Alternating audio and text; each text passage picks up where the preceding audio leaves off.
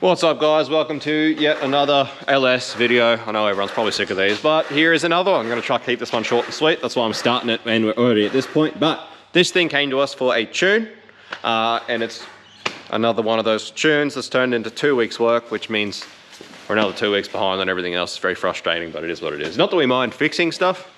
Obviously we're happy to fix stuff. It's just that at the moment we're just so freaking busy. So under the pump, just another thing we got to do. But anyway, so owner bought this ute, poor bloke, cammed, needs a tune. You can just imagine how the first sale ad would have been. Yeah, it's been cammed, needs a tune, got a huge cam in it. So still running the stock intake setup, stock MAF, stock cast exhaust manifold, stock cat, stock exhaust system, stock converter. It's a 6L80. Still got a stock converter in it. He just told me, you know, oh, I need this thing tuned, it's cammed, I'll get it sent out, like he'll tilt it out. And I was like, yeah, no worries, I don't really think much of it. Told him to drop it out here on any given day and we get into it the next week. The next week, go to get into it, to get started on this tune. Hit him up, I said, so what cam's actually in this thing? He sent me the part number and I nearly fell off my chair.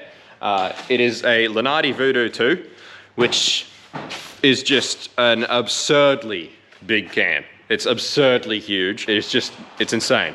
And for the fact that it was in a car with a stock converter, stock exhaust, stock intake setup, it's just mind-boggling to start with. But I told him, I was like, if this is the cam that's in this thing, we're gonna have issues because it's way too big to fit with stock pistons without fly cutting.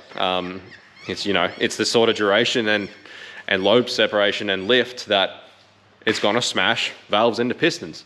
And sure enough, Rex and I took a couple of rockers off, did a valve drop test, and for 25 degrees of crank rotation, we had complete contact on both the exhaust and the intake. So both sides, complete contact. Normally we go for at least sort of 80 thou clearance on the exhaust side. So, you know, to have complete contact for over 20 degrees of crank rotation is just absurd. So it was pretty obvious to us that this thing had kissed a heap of pistons and valves. Not only that, even if it didn't, to put this cam in a car with a stock converter and stock exhaust and stock intake and stuff was just, it was never going to work. It was never going to be a nice car. It was always just going to be an absolute pig of a thing. So anyway, you can see here, we've got a heap of bent valves, witness marks. There's witness marks on the pistons. Pretty much, yeah, pretty well cooked. Witness marks on the pistons. She's had a party in there for sure. So anyway, where the deal is, we're pulling the heads off, send the heads to the machine shop, whole new set of valves, so complete head service with new valves. We're gonna pull this ridiculously big cam out of this thing. We're gonna put in a much more suitable cam that's going to work a lot better with this setup. You know, stock converter, stock exhaust, etc. A cam that we've used before in this exact situation, that we know it sort of works really well on a stock setup. So we're gonna swap the cam out, get the head sorted, basically make a decision on what we're going to do, whether we're going to do lifters and stuff. The owner's on a very tight budget, so we're trying to do this as cheap for him as possible, which is normally the sort of thing we really like to stay away from, but it's already here and it needs to be fixed and it needs to be sorted out. So we're trying to do it as cheap as we can, but we'll make the decision on whether the lifters and stuff need to be replaced and what needs to be done in order to make this thing, you know, good again, not just half-assed again, but good. The sort of car it should be. So anyway, that's this thing. We'll get these heads off. We've got new valves there ready to go. So we'll tune back in when the heads come back and we'll start swapping the cam out and getting this thing sorted properly and hopefully get this back to the owner all fixed properly and he'll have a car that he can actually enjoy and have some fun in. So yee-haw, let's get it. Righto guys, we're back with the ute. We've now got the heads back with a straight set of valves, which is just perfect. So that's awesome. So now that it's back, we've got the ute back inside here, obviously. We've started to clean things up, started to get ready to actually swap the cam out, do what we've got to do, and get it back together so that it's running and driving and healthy. So, unfortunately, and I should probably preface this whole clip by reiterating the fact, because I think a lot of people get confused, that I don't point out things like this to be a dick. I'm not shitting on anyone's work sort of thing. It's not like that. The reason that I make a point of these sorts of things are to put the information out there for free for those who are misinformed, because from what we see come through the shop, there are a lot of people that are out there that are not very well informed on how to actually go about doing this sort of work. Now, particularly with the fact that we actually sell kits to do this sort of work, it is important to me that we put out the information to enable people to actually do it to the best of their abilities and know as much as they possibly can before they undertake a job like this. But what we've unfortunately got is someone has actually used silicon to silicon all these all this back together after I put the new cam in. So I had the front timing cover off now. All of the water pump gaskets were all siliconed. The timing cover gaskets all silicon, some gaskets silicon. So unfortunately that means we can't reuse these gaskets. Now these gaskets that we sell with our kits, these stock gaskets from GM on the LS, they are steel backed rubber. And they are definitely, if they're not too old and the rubber still has some integrity, they definitely can be reused. And we're hoping, because obviously this wasn't cammed that long ago, that we would be able to get away with reusing a lot of the gaskets that they would have replaced in order to try and keep the cost down. Unfortunately, that's not the case. Because they've been silicon, we're going to have to replace those gaskets. It also means more time in actually cleaning up the gasket surfaces where they were siliconed, which is a shame. We are going to go ahead and do the lifters while we're here, just because I'm not convinced that they would have been too happy even. Yeah, just with the Ks and everything on it. May as well do the lifters while we're here. Unfortunately, the owner was led to believe that the timing and everything was done when the cam was put in. When I get the timing cover back off, I'll show you, but it's definitely not a new timing chain. It's just a reused timing chain. They've just put a three bolt gear on the new cam to get it in there, and they've reused all the stock timing and everything. So literally all they've done is pretty much put a cam in it and not done anything else. And obviously it was the wrong cam. So we're here fixing that. But anyway, that's where we're up to.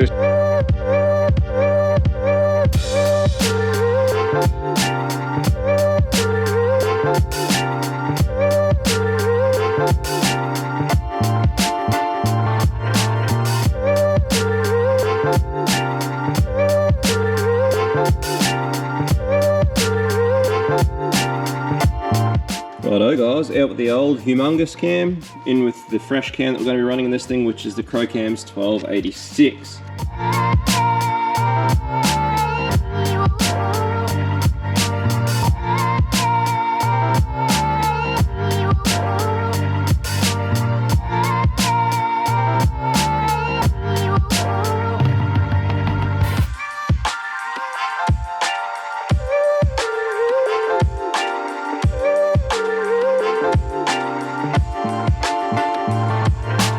Righto boys and girls, so we now have a much happier, much healthier 6-litre LS here in this ute.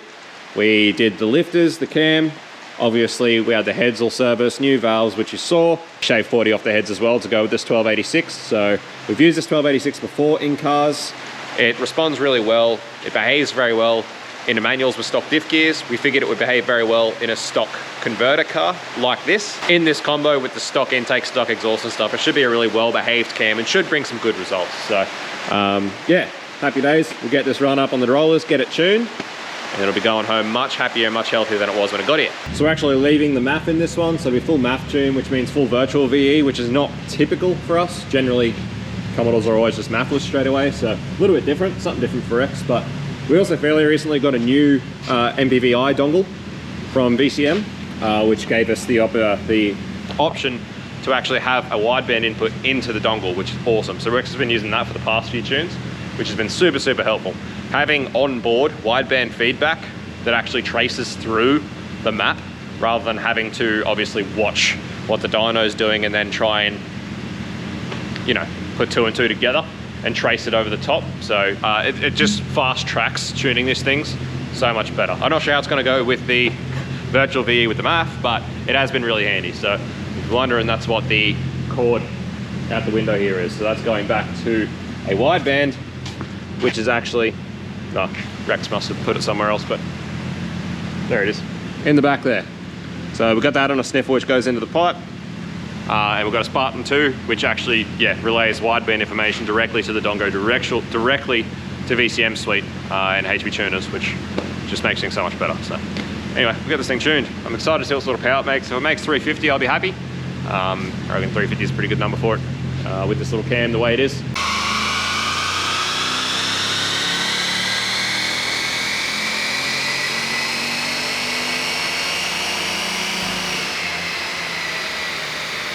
Righto guys, getting it sorted. Strangely enough though, we have a split rad tank.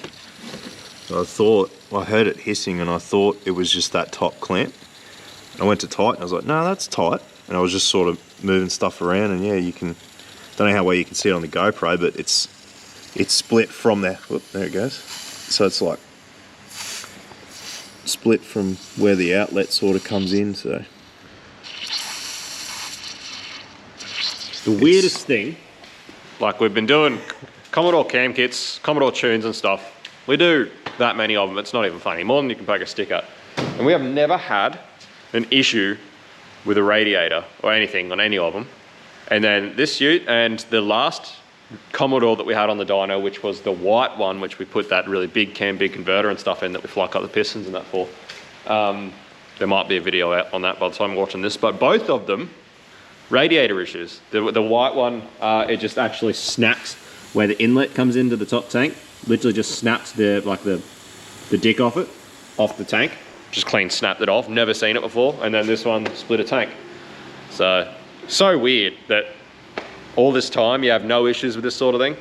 And yeah, the last two both had nearly the same issue. It's very strange. Righto, boys and girls, new radiator. We're good to go again. Let's get it.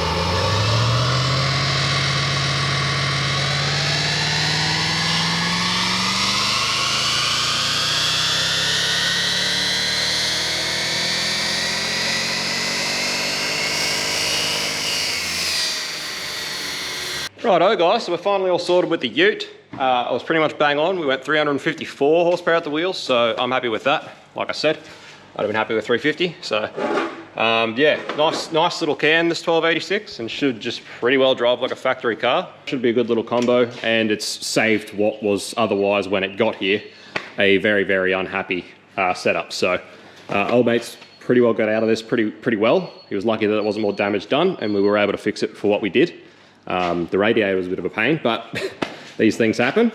But anyway, last thing to do is just take it for a road test and check the gearbox tune, and it's ready for homeboy to pick up and do with what he pleases. Anyway, that's the Silver Ute. Thanks for watching, guys, as always. Be careful buying second-hand cars. We'll see you on the next one. Peace out, see you, bye.